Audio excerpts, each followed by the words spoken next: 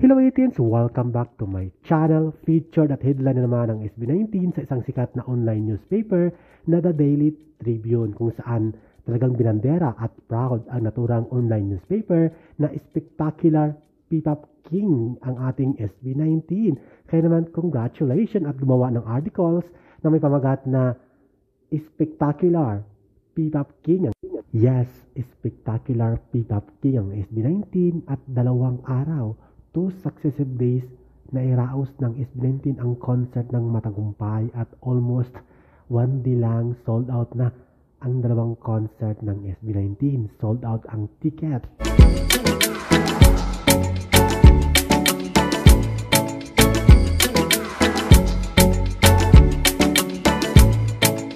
Talagang full of energy ang bawat concert at performance ng SB19 at power and passion ang kanilang pinamalas sa mga manonood, lalo na sa mga walang tigil na sumusuporta sa kanila ng mga 18s. Kaya naman congratulations!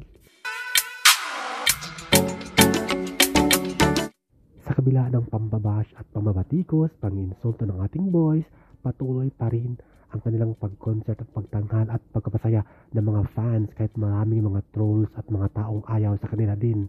Kahit marami silang fans, marami ding mga haters sila.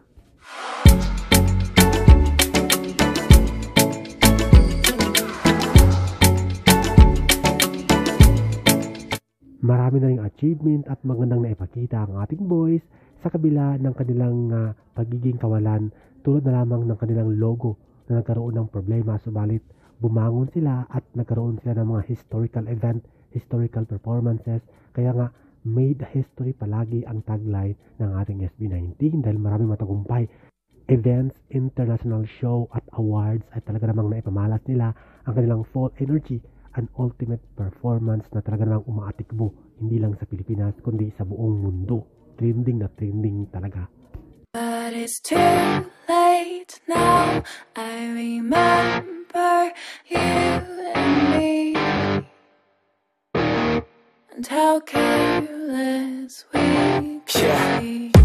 All day and all night, we'd stay up, it felt so right. We were so young, we were so dumb. We